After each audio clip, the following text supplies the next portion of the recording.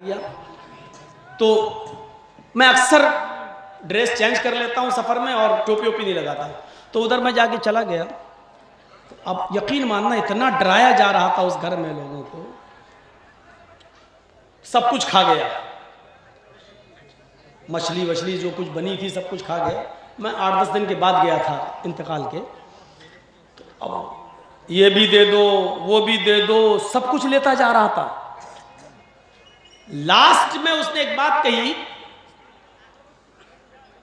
मेरी दूर के रिश्ते से जो सिस्टर थी उससे कहने लगा, अच्छा मरने वाले के कपड़े भी दे दो, अगर मरने वाले के कपड़े नहीं दिए तो कयामत के दिन ये नंगा उठेगा।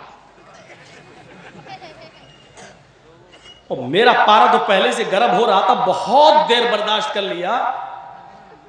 तो उसके बाद हमने ये जुमला जब सुन लिया कि मरने वाले के कपड़े भी दे दो, तो उस वक्त तक हम कुछ नहीं बोले। अब मेरी सिस्टर जो बिगड़ गई, कहने लगी कपड़े वपड़े क्यों दे दो, सारी चीजें तो तुम्हें दे दी।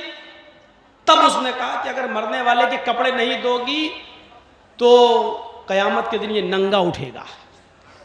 तो मैं उसके पास गया, मैंने कहा हजरत, इनमें हजरत ही कहा जाता है, शेख है तो हम लोगों में चलता है।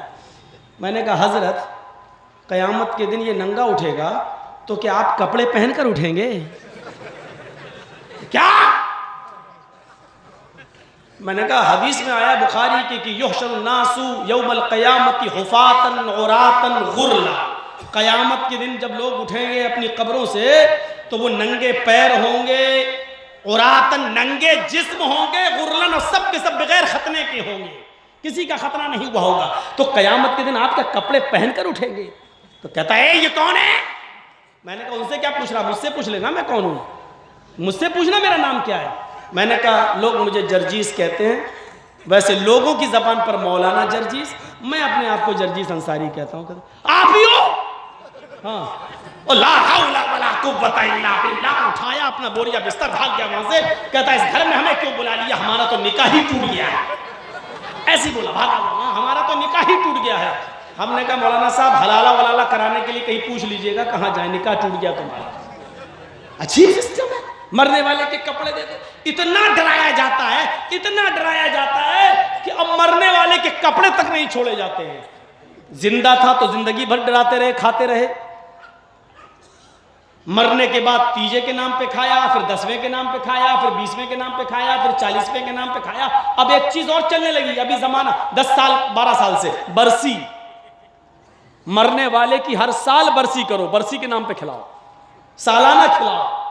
मरने वाले के कपड़े, लोग डर भी जाते हैं। अल्लाह ने उसी डर को खत्म कर दिया।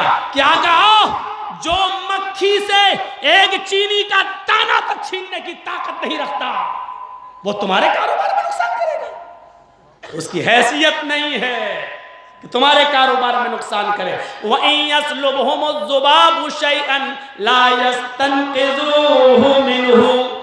वो मक्खी से वो चीज वापस लेने की भी ताकत नहीं रखता। ज़ऊफ़त तालिब वल मतलूब, मांगने वाला भी कमजोर हो, जिससे मांग रहा है वो भी कमजोर, मांगने वाला भी कमजोर और जिससे मांगा जा रहा है वो भी कमजोर। कमजोर कमजोर से मांग रहा है, बेबस बेबस से मांग रहा है, लाचार लाचार किसी के साथ लाचार से मांग रहा है। मैं साफ ही क्यों ना कह दूं, भिखारी भिखारी से मांग रहा है। जो इतने कमजोर हो उनका डर हमारे अंदर पैदा कर दिया जाता।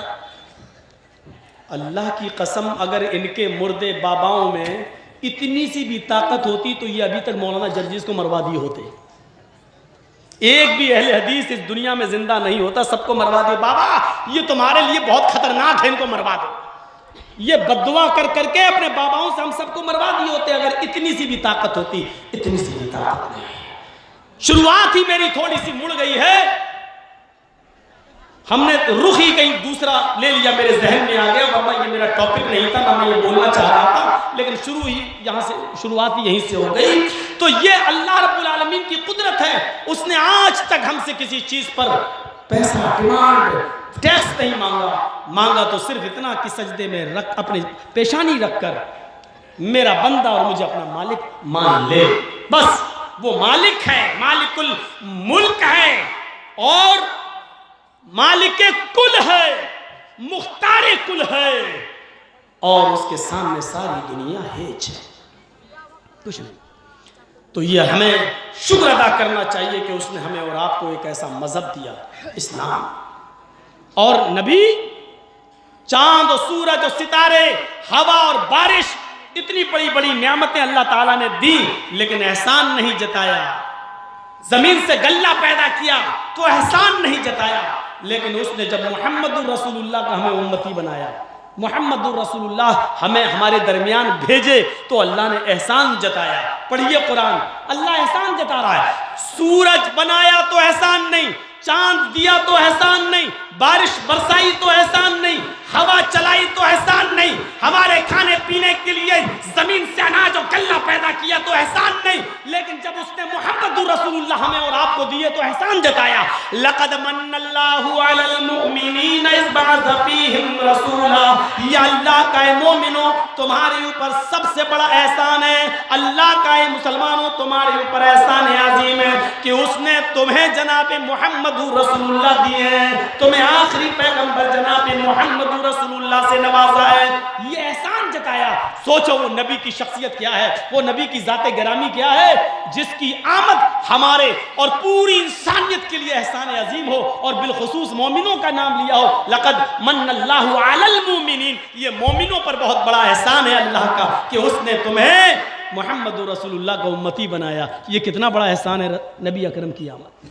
और उस नबी की क्या कदर है, नबी की क्या कदर है, नबी की कदर हमारे बहुत से भाई क्या कितनी करते हैं। वैसे तो माशाल्लाह नाम से मोहब्बत है, पूछो मत मोहब्बत का, वो तो कहते हैं हमारे अलावा किसी को मोहब्बत ही नहीं है, लेकिन अल्लाह की इज्जत क्या है उनकी नजर में वो देख लो।